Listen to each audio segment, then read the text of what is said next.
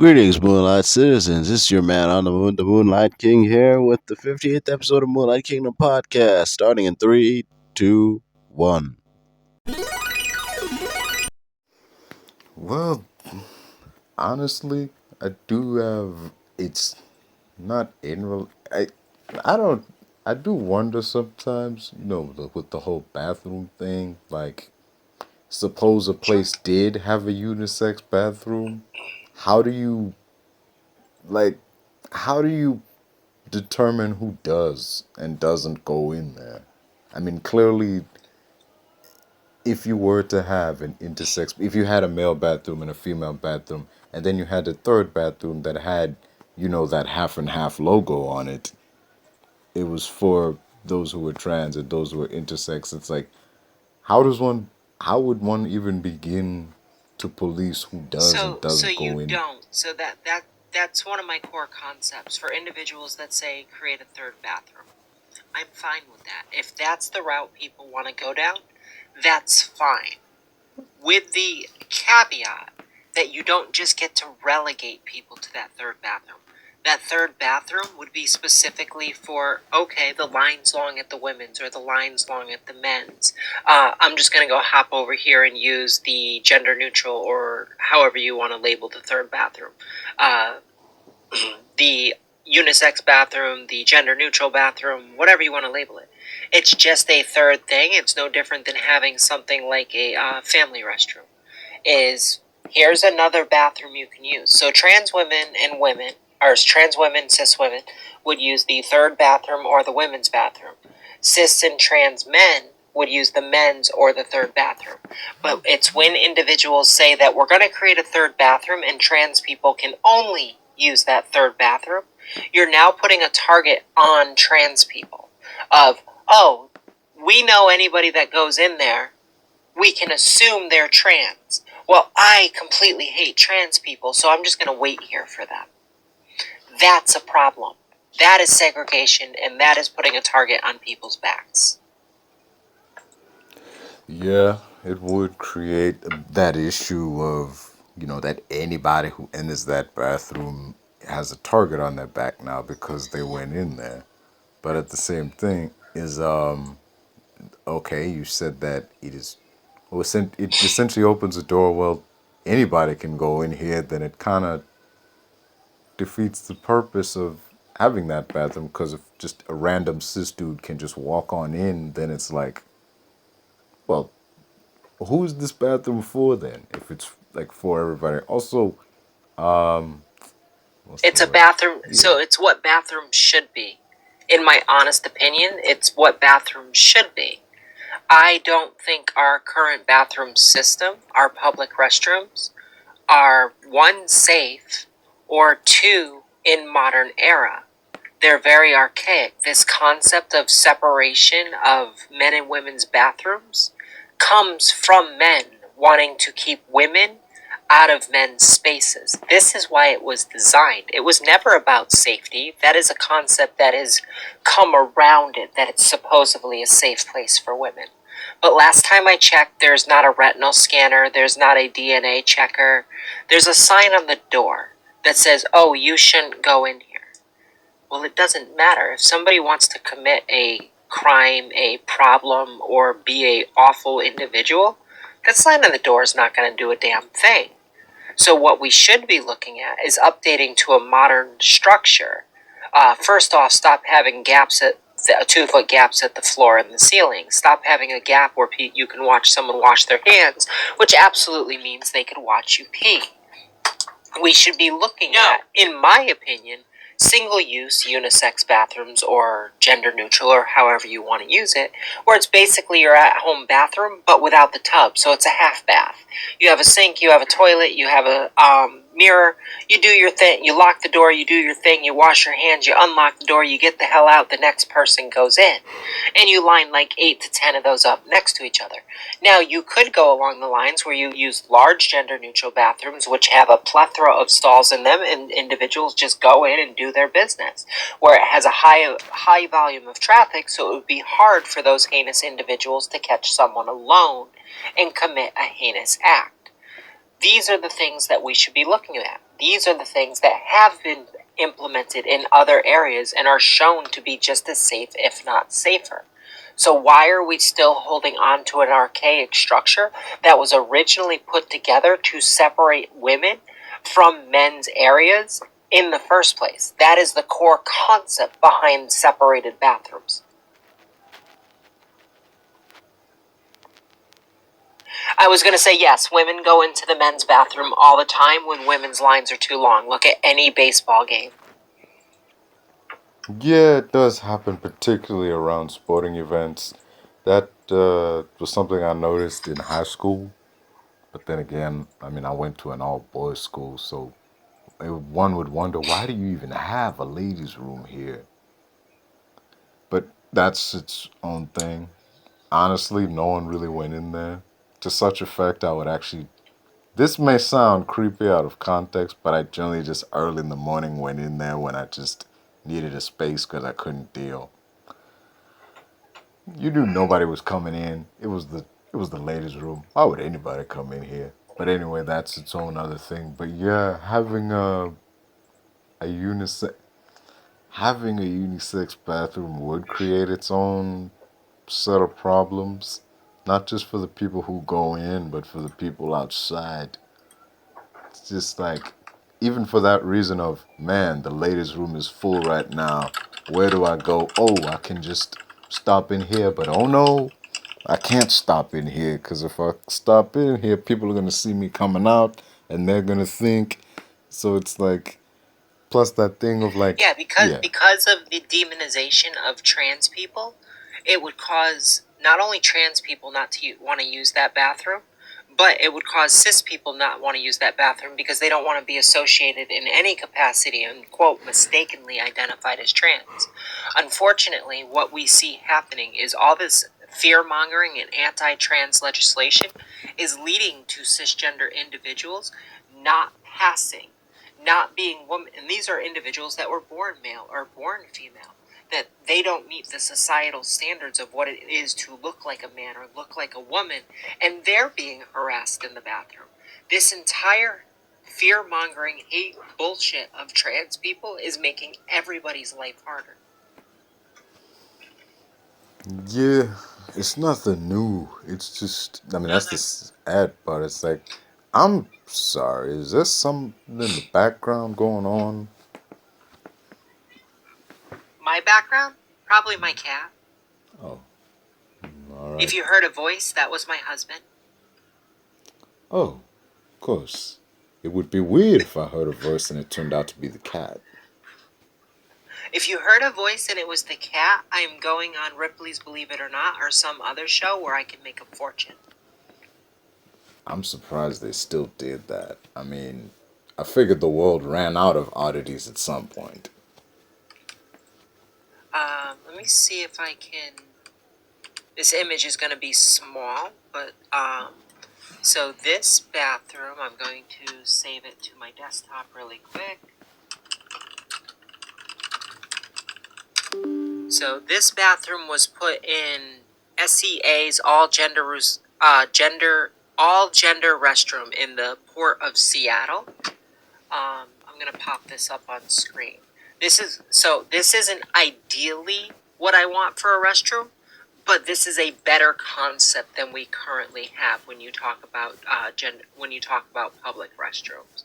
So that is one of the reasons that I'm gonna go ahead and throw it up on screen.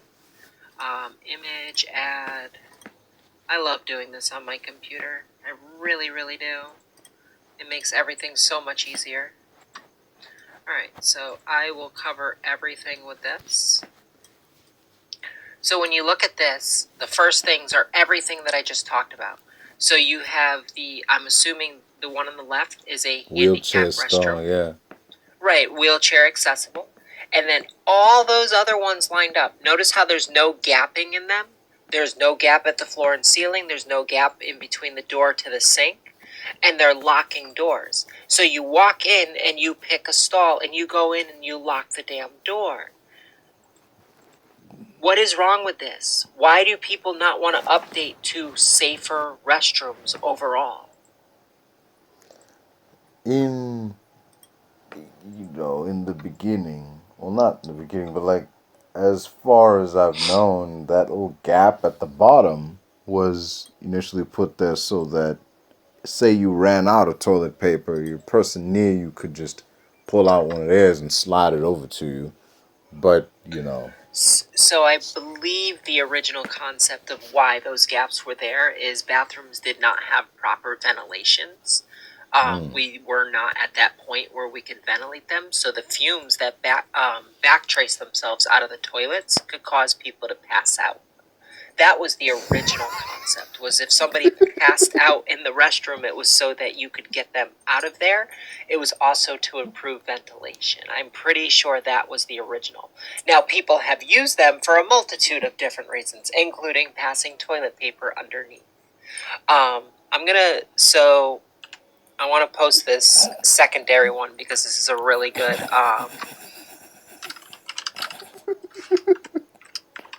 why are we sorry. laughing? Talking about people passing out from fumes. I'm sorry. Yeah, you're good. So let me add this source really quickly. I'm starting to have way too many sources. But No, it's that's not a bad good thing. as long as they're like credible sources. You can't be like, I have a Yeah, so source and this then it's is. Wikipedia. So Wikipedia is reputable if you know how to use it right, which means you have to use the Wikipedia page and then you have to follow it up with the links that come to it, because Wikipedia usually links to something else. You can't use it as a source solo.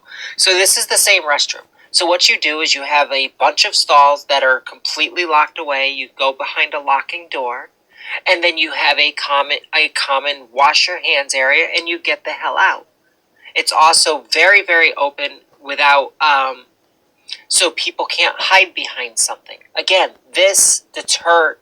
So you can't stop awful people, right? Like Yeah, locking your, people for come up example, with locking ways, the yeah. doors to your car doesn't stop your car from getting vandalized or broken into or anything else, correct? Right? But they tell you, and now the funny part is you can look at the statistics on it. A lot of times they tell you to lock your car as a deterrent. It's actually proven to be the other way around, because that just gives you an extra cost. When you lock your car, that just causes you to have more chance to have a broken window.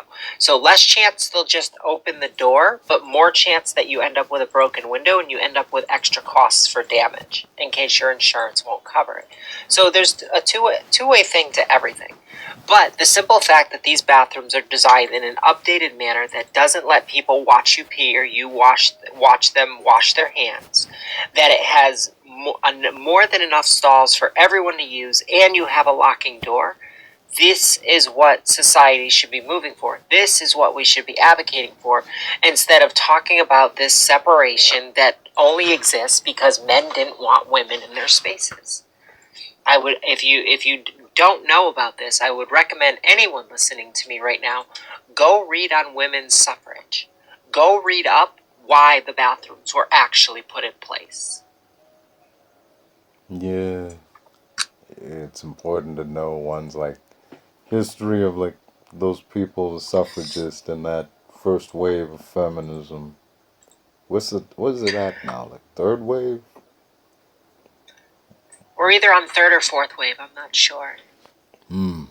I would have to double check. Like, I will absolutely call myself out. I am not as educated on it as I should be. And I try to continually educate myself daily. That is what I do. That is why I host these lives. Is because not only do I try to educate myself, but I try to educate others. Those willing to have a good conversation, listen, and talk. It's one of the reasons I talk on trans topics. Because especially when it comes to sports, which is another one of the ones that I have up in the background. This thing that just happened with the fencing thing, the chess tournament, the Leah Thomas situations, any of these. The I fencing follow thing? statistics, and yeah. So As a fencer, this one spoke to me a lot. So this individual here decided to take a knee, and she was black carded for refusing to fence her match. There's a core fundamental rule in fencing: once you sign up, anybody that is a eligible and willing participant, eligible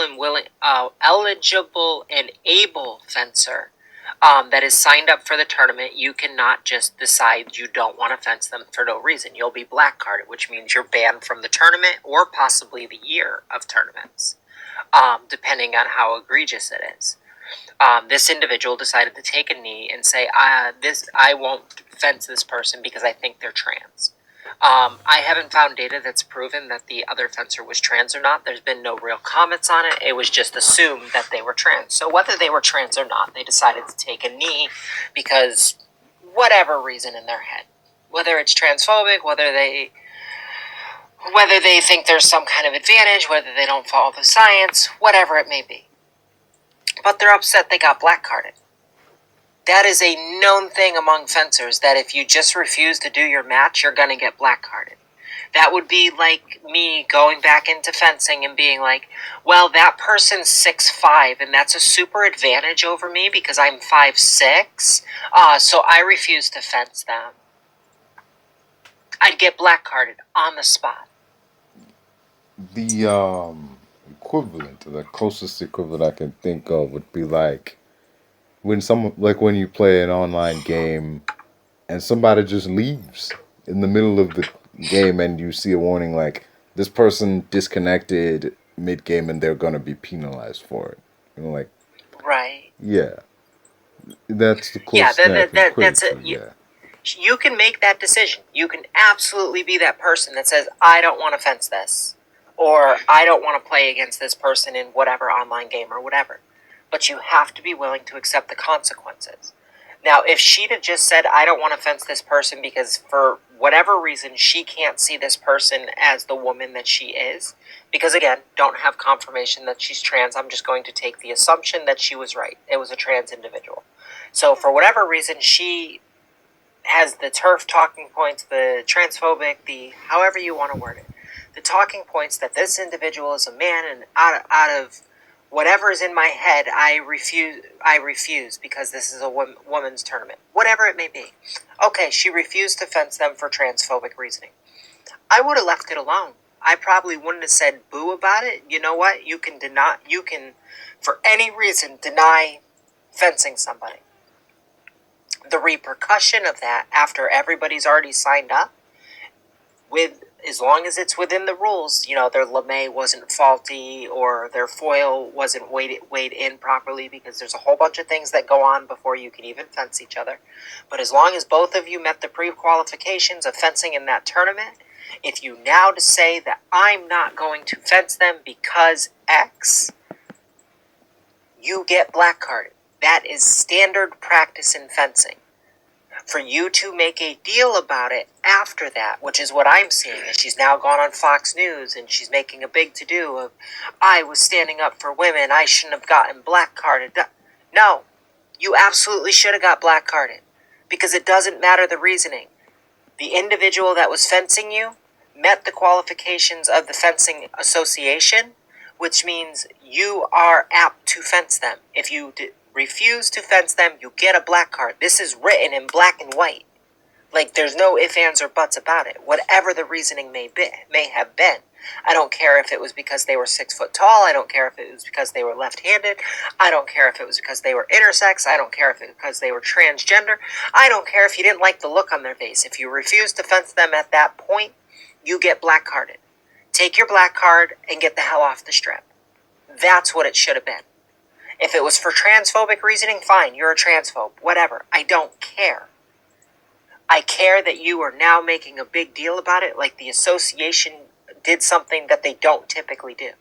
They didn't black card you because you boycotted fencing a trans woman. They black carded you because you didn't follow the rules of fencing.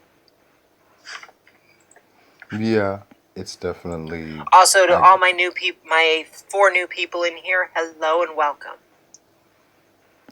Yeah, plus with that given athlete, whether they were trans or not, wouldn't make a difference. It's not like that organization that put them on that stage, just grab them off the street. You'd have to meet all kinds of requirements before you even get up on that stage. So, Yeah, so the yeah. Fencing Association has very specific guidelines set in place. They got passed in 2023. These are the guidelines that are still standards for trans, and specifically trans individuals is what I'm talking about. That was set for trans individuals in 2023 to be able to compete in the field of their gender identity. These are set in black and white with the rules and stipulations. So if this individual met all those requirements, then they are allowed to compete. If you choose not to fence them, you get black card. That is the rules. If you don't want to worry about fencing somebody that you think is transgender or is transgender, then until those rules and stipulations go away, you may want to take a break from competitive fencing. Because the Fencing Association is one of the few associations that has come out and specifically said we have co-ed wrestling. Yeah, fencing is very, very co-ed, especially during training, just not in the tournaments. Even Yeah. though I think fencing is one of the few sports that actually really should be co-ed even in tournament. Because it's not your height, it's not your strength, it's not this.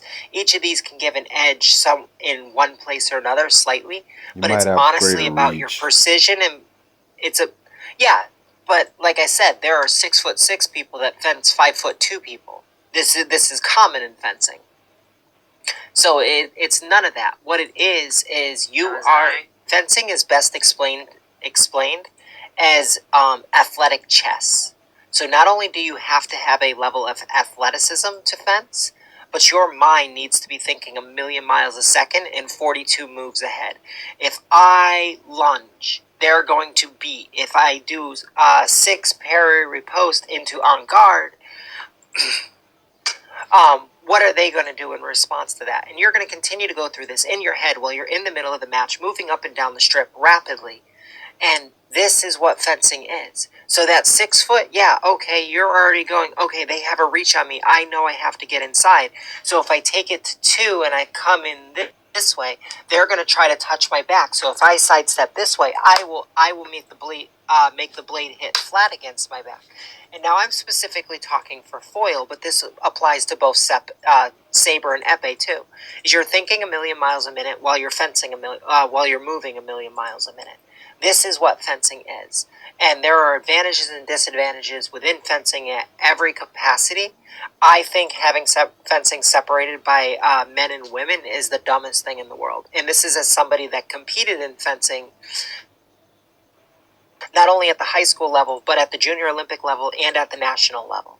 I did the competitions. I placed in high places in fencing. I was training to go to the Olympics for fencing. And then I got pissy and ended up joining the military and throwing it all away. Call me a dumb child. I should have kept up what I was doing. I could have possibly made it to the Olympics, or I could have failed. But I don't know because I didn't try, because I got pissy at one competition that I went to, for lack of a better way of putting it. Why do they always do this to me? Impressive.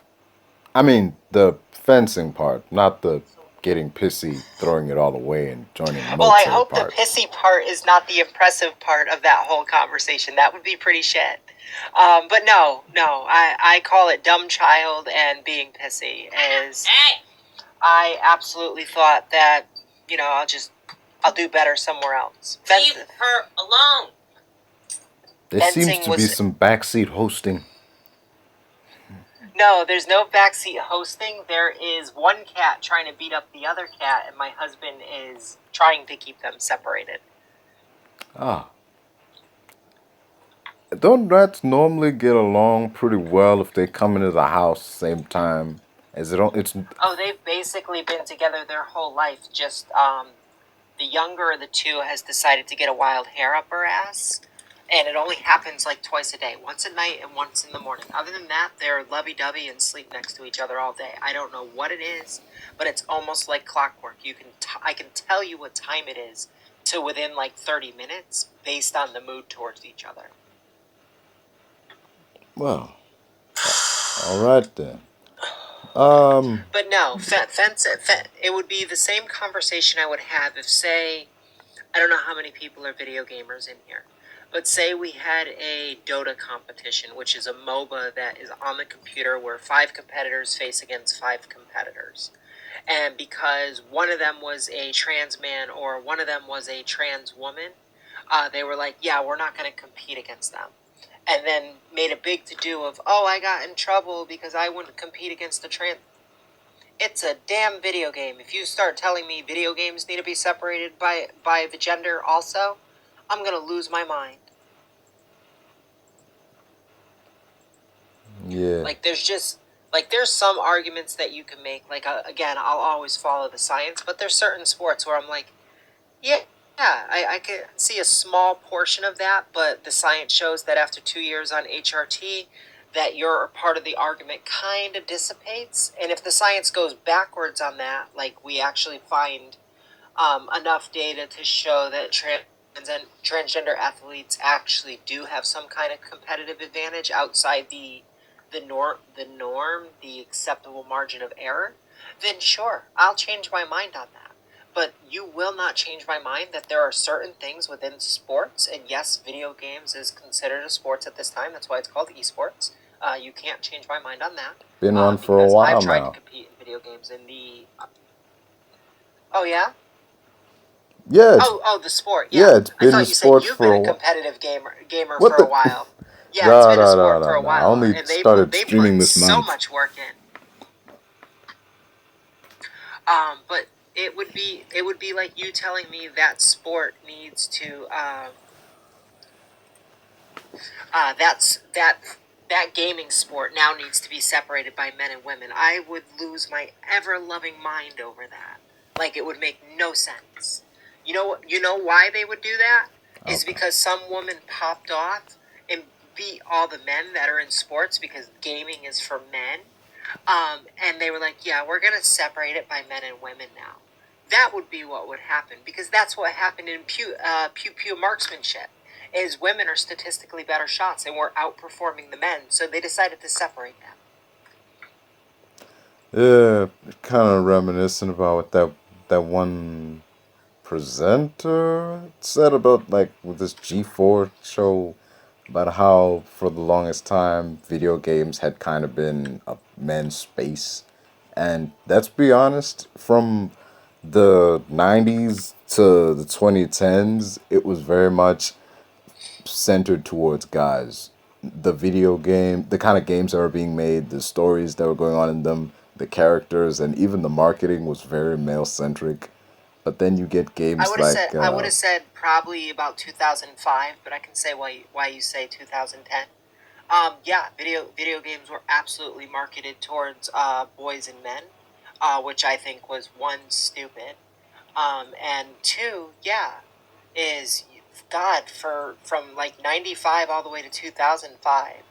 Why are you playing video games? Video games are for boys. Yeah, I never stopped hearing that bullshit.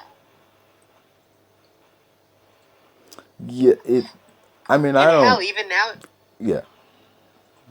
I was gonna say, hell, even now you still hear that. The really good streamers that are women that play the FPSs. They play the Call of Duties. They play the Marvel Rivals. They play the Fortnite and the, what is that stupid game called? Gonna need to be more specific. Chat help. Yeah, chat help me out. What is Blizzard's version of Marvel Rivals? Technically, Marvel Rivals is similar to it.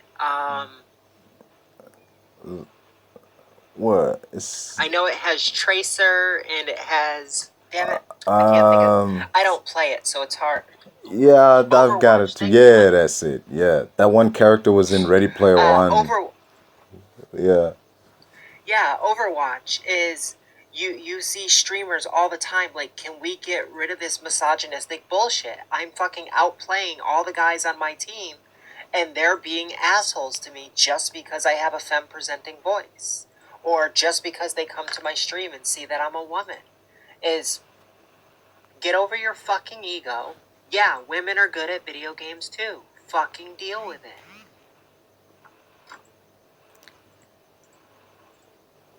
Yeah, it's definitely a thing that hasn't been that hasn't there's a whole market there that people haven't really taken a look at until recently with like more recent releases and such. But for like I was trying to say, for the longest time it was male centered, and you may view it as a stupid move, but from a marketing perspective, when you realize that most of your audience is male, you're gonna try your damnedest to gear everything towards them so they keep buying and That's the do things but like that's that. the problem, Man on the Moon.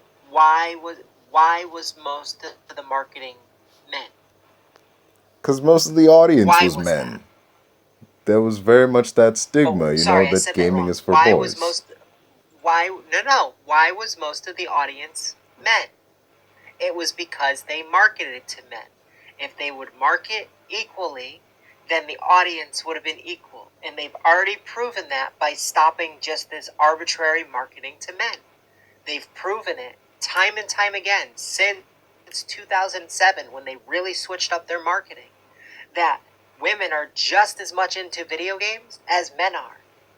The only reason that it was this quote men's dominated field is because men kept women out of it, which is the same thing we keep seeing, whether it be the workforce, whether it be certain sports, whether it be video games, is men have tried to control what women can do.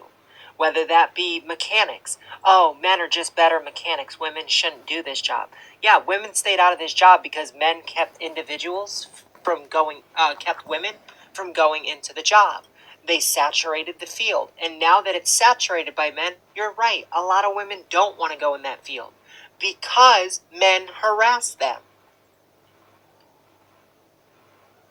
Yeah, If it did men could get happen over their in. fragile fucking egos, we would stop seeing so much separation. Blizzard Entertainment had a similar problem like that in regards to, they even changed who was running the company, and they had like a female CEO, and there was this big brouhaha of this company will no longer be a boys club, and that was like back in the early 2020, and since then it's become clear, like, no Hey, disrespect to this woman, but like, I things are things haven't changed that much. This person was cast seemingly for show, but like, oh hey, if we change the person in charge, everything else will change too, right? Not really. A lot of the people who were making the games, a lot of the people who were harassing employees, the people who got caught, they went away, but everyone else stayed, so nothing really changed in that regard. You get like Bye. Thank you yeah, for the heart me.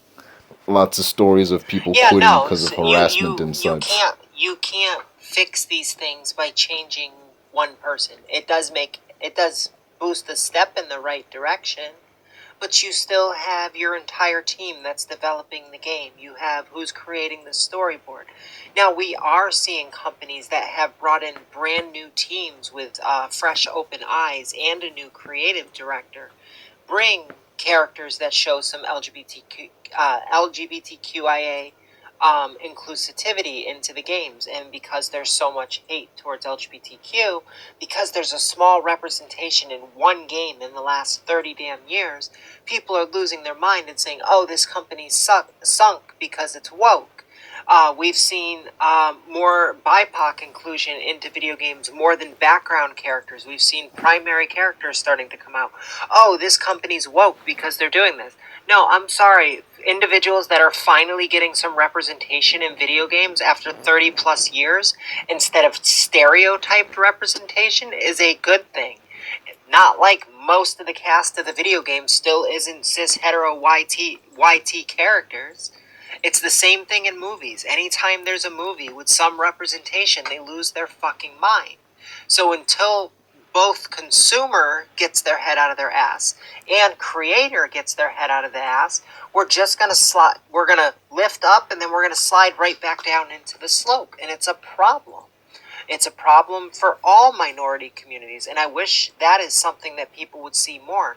Is they want us pitted against each other. They want all the minority groups not to get along, because if we actually got along and we stood up for each other on a regular basis, they would lose so much power over us.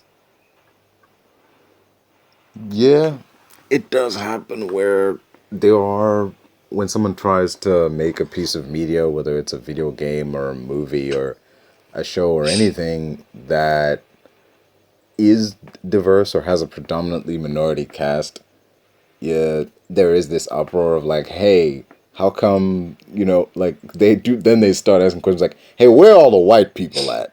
That's the most common question asked Hell, because, let's use something that just happened. How about the Super Bowl, where they got oh, fucking yeah. pissed because it was an all black person cast for the dancers? I don't care what They anybody says. lost That their was good. ever-loving mind. That was amazing. It was absolutely amazing. The halftime show was phenomenal. And the amount of people that just lost their mind after literally going after DEI, lost their mind that the halftime show didn't have any YT people in it. I'm sorry, excuse me, isn't that what you asked for? Maybe let's take a page out of their book. Okay, they weren't good enough dancers, so we didn't hire any YT people. I mean, that's true.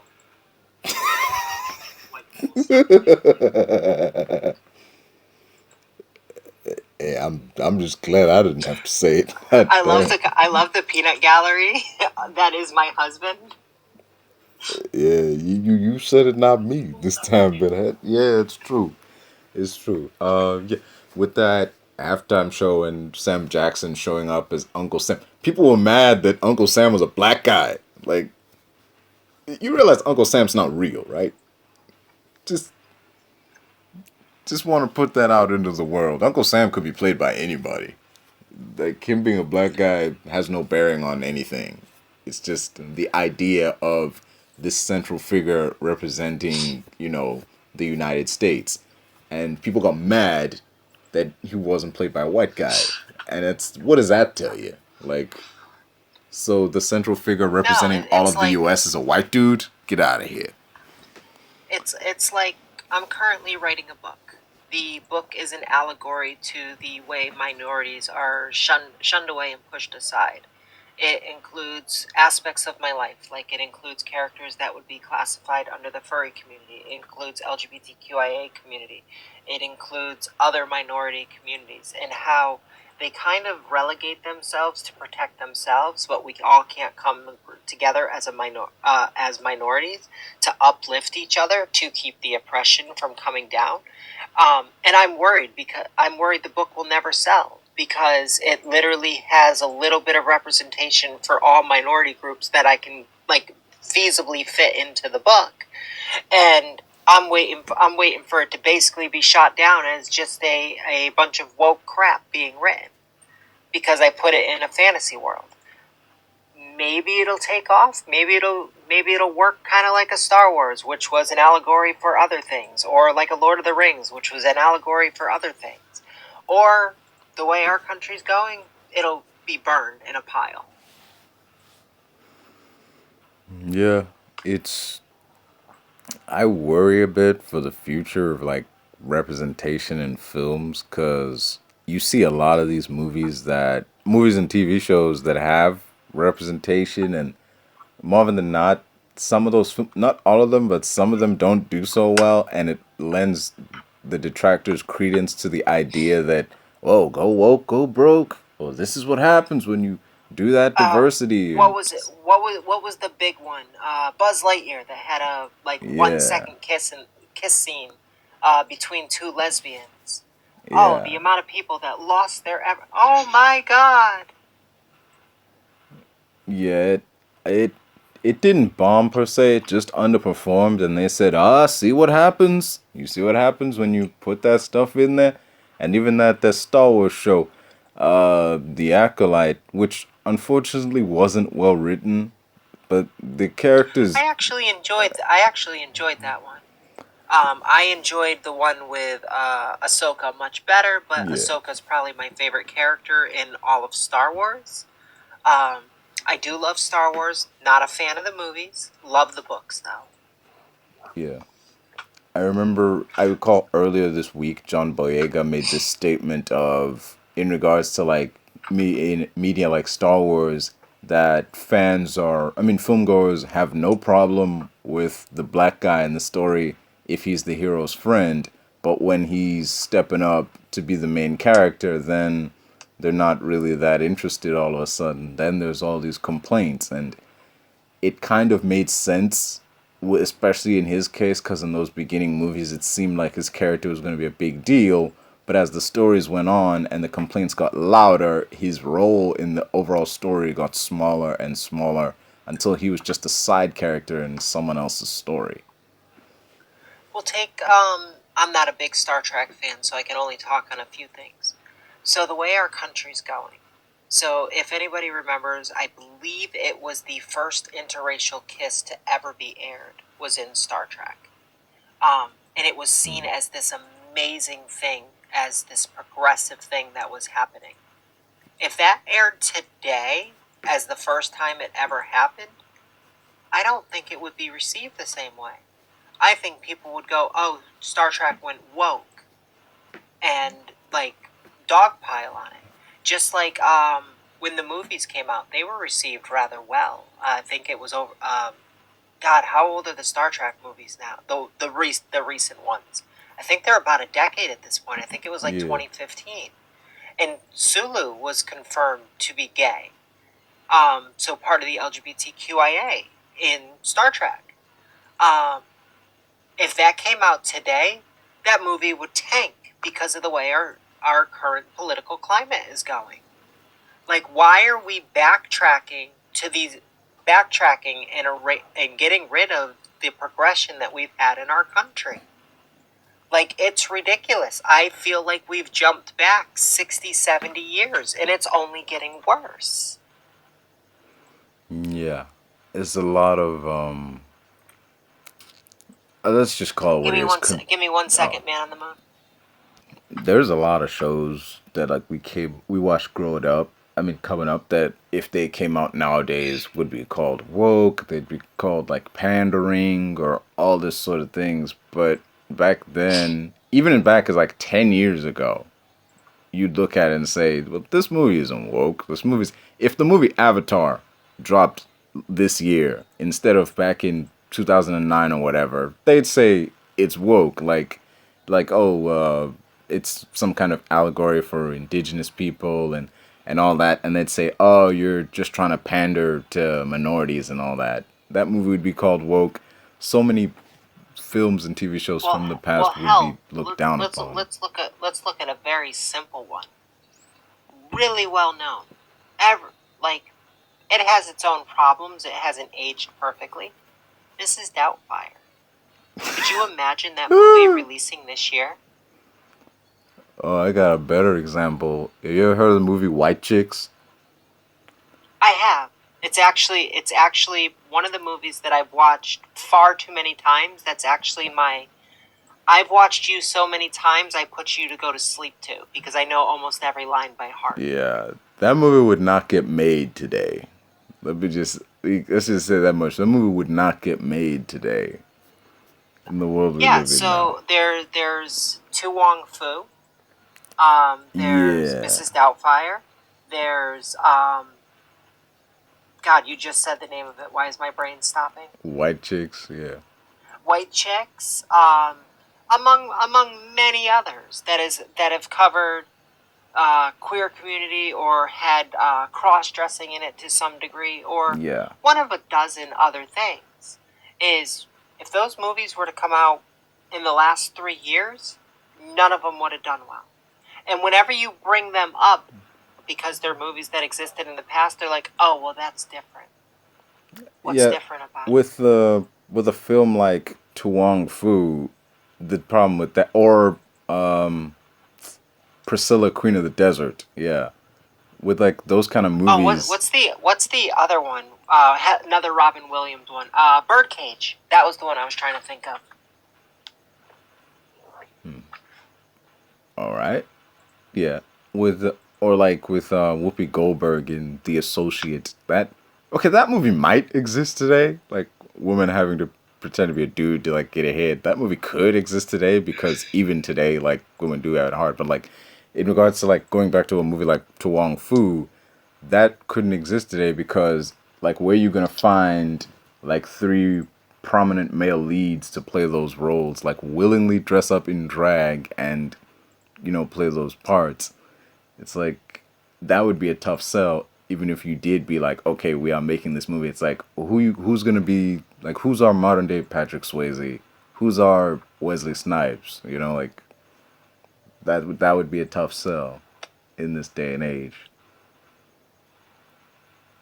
I don't know. I think maybe we could talk Robert Downey Jr. into playing one of the roles. I mean, Wait a minute. Hold on. We gotta pick male. We gotta pick male leads for a modern day To Wong Fu. Okay. What's the kid? Why can I not think of his name? British actor plays Spider-Man. Tom Holland. Tom Holland. Tom Holland would eat that part up and would do it willingly. We know that for a fact. Tom Holland already did singing in the or Umbrella, Yeah. and completely already did the cross-dressing thing and didn't give a fuck. Tom Holland would nail that part. Now, if getting two more leads, I don't know where you're getting them. Personally, I would have said Timothée Chalamet, but that's an interesting casting end of its own. Tom Holland would certainly be a good sell. That could work. But yeah, this is certainly Oh, wait a minute! I've got a second one, honey. Who's your love? Styles, Harry Styles. yes. Tom Holland, Harry that Styles, guy. and then we need one more lead. Out of me, definitely more than Tom Holland, I could definitely see Harry Styles playing that role because he's worn dresses before, and he's not worried about that kind of remake thing. of To Wong Fu. We're talking about movies that did well in the past as progressive, but would get shot down in today's day and age. So we need three prominent male actors that wouldn't mind dressing up as drag for the entire movie. So we have Tom Holland and Harry Styles, and now we need another one.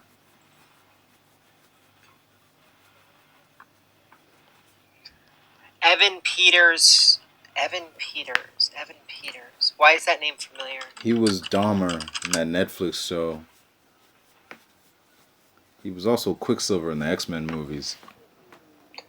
Oh, well, Really? I don't know about the Dahmer thing. But That was a yeah, very bizarre the thing. guy that played the Quicksilver, he was hot. Sure, I'll take him.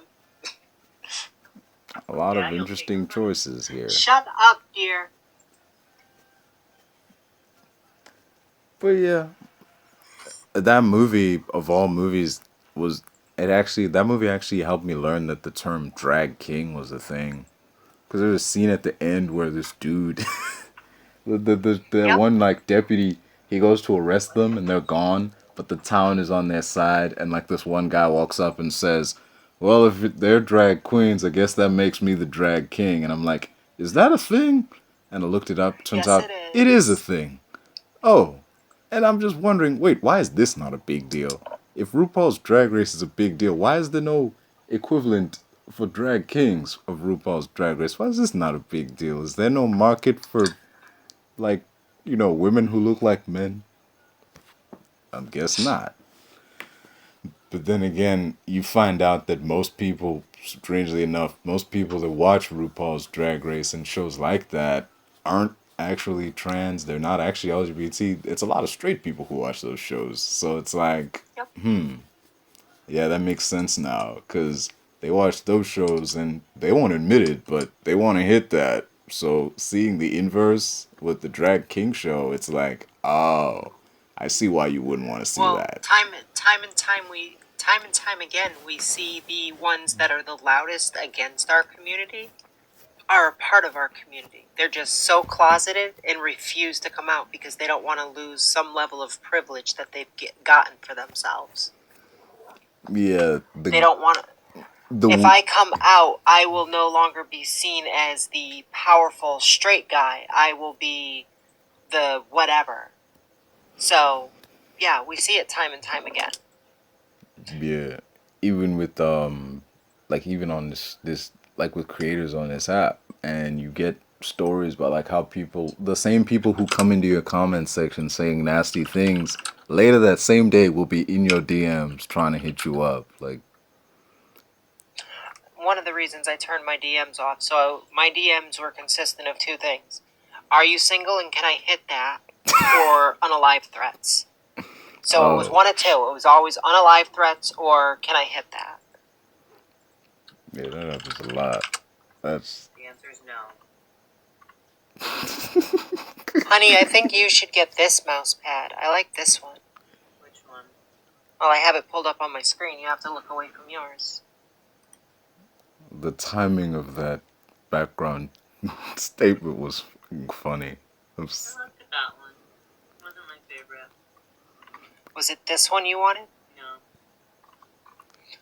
Anywho, this has been riveting as always. Been talking for the better part of I think half an hour. But yeah, wanted No, to. I always enjoy our conversations. Sometimes I think you're a little off basis with some of your talking points, but that's the whole point of this, is to have good conversation. Off basis? How so? The way I would say probably the way you word things. I can't think of one arbitrary off the top of my head. I'll try to point it out next time. How's that? Okay. Also, if you've never seen Birdcage, go watch Birdcage. Is that the one where the two gay guys have to pretend to be straight? With Nathan Lane in it, and what's his name? He voices Mo on The Simpsons. Is also in there. They have to. Well, I know the. Hold on. I know Robin Williams is the one, the main actor. Does he have a mustache in that one? Yes. Oh yeah, this is the one I'm thinking about. They have to pretend to be straight for a while. It's like, I don't remember why, but yeah, because the son is getting married to and the father-in-law's soon to be father-in-law is coming to visit, but is up for political election and is running against the queer community. And so the son talks the father and stepfather into pretending to be straight. oh. Yeah, it's Nathan Lane and Robin Williams. So it's kind of like Guess Who's Coming to Dinner, but with, two gay guys. Yeah, kinda. Yeah, I haven't seen all of it, but I've definitely seen some of it. It's been funny. It's got its moments, but like yeah, Nathan Lane. I was I was amazed to find out that Nathan Lane, in all the comedic roles he's in, like the one role I remember him most for was he was the voice of Snowball in Stuart Little. Oh, really? I didn't know that. Yeah, caught me by surprise too. I was like, really? No, I think the Birdcage, like Robin Williams plays an amazing role, but I think who had me cracking up the most in the movie is the housekeeper for Nathan Lane and Robin Williams. Their housekeeper just... There's some things wrong with it because there's a lot of stereotyping going into it, but super fucking funny. Yeah, that's a thing with a lot of movies from back in those days. It's like, yeah, there's things wrong with it, but it still holds up in the rest of it. Yeah. Yeah, there's some movies that I won't watch just because they're awful. Even by then standards were pretty bad, and modern standards is beyond awful. But other movies, like, I'll give it a little bit more, just because it's light on how bad it is. I don't know if I'm making this sound right, but I know what I mean in my head. Yeah, it's Anyway, this conversation's been good. I appreciate it. Thank you for coming up. Before I leave, Sure. I did ask, and like you asked, it was probably a week ago by now, and like, yeah, you saw that I did ask the. It's not a long story; it's just a short story. The Go for it. origins of it all. So here it goes. Well, I was being bombarded with questions because people were under the impression that me and Kaiser knew each other somehow more than we were letting on, and it wasn't just questions. There were straight up statements like, "Yeah, like, hey, yo, man, what's Kaiser's ass taste like? You always in here. You know she ain't gonna fuck you, right?" And it was like shit like that at first, and I would ignore it. But then at one point, I asked Kaiser, "Hey, can you tell them that I don't know you, so this shit can stop?" But instead, they leaned into it and were like, "This is actually my brother, you know. We grew up together. He lives down the I street." remember. I remember that. I remember when Kaiser first said that. Yeah, that was like the first part of it all. So I decided to lean in also, and I just said, "Oh yeah, we are siblings. Yeah, yeah, they're adopted, you know, because I was taking out the garbage one day. I heard one of the trash cans making noise, and there they were, you know, like that's how we met." But there you go. There, and from then on, that's just how it's been, you know, like it's sort of stuck. That's the law that stuck. But the reason I say this law makes no sense now is because they're older than me. So them being older than me, this story of, oh, like I took them in makes no sense. Like why is the younger person taking in someone way older than them? That doesn't add up. But yeah. But hey, it was funny while it lasted. It's better to lean into these kind of things than shy away from them because it throws off people trying to hurt your feelings or make a joke of you because it's like, well, I wasn't expecting that. Because it did stop. The weird questions did stop the moment people got it into their heads like, oh, like, they're siblings, so I guess my theory that there's something going on just went out the window. But yeah, it's very weird. I saw that they had a blue sky. I looked into it like, it was. I'm gonna tell you something. I laughed for 20 minutes when I saw that blue sky. It's like, I kid you not, I didn't look at the time. It was 3 when I looked at it. And then after I stopped looking at it, it was like 3:20. I was like, holy shit, I laughed for 20 minutes. I'm not going to say what I saw, but I'll say it's like Peter Parker in Spider-Man 3. This is not Peter Parker being cool. This is Peter Parker doing what he thinks cool is under the influence of the symbiote. And Peter Parker's a nerd, so yeah, of course it's hilarious, but like, yeah, okay. That's all I'm gonna say on that one. But yeah, you have a good day. You too.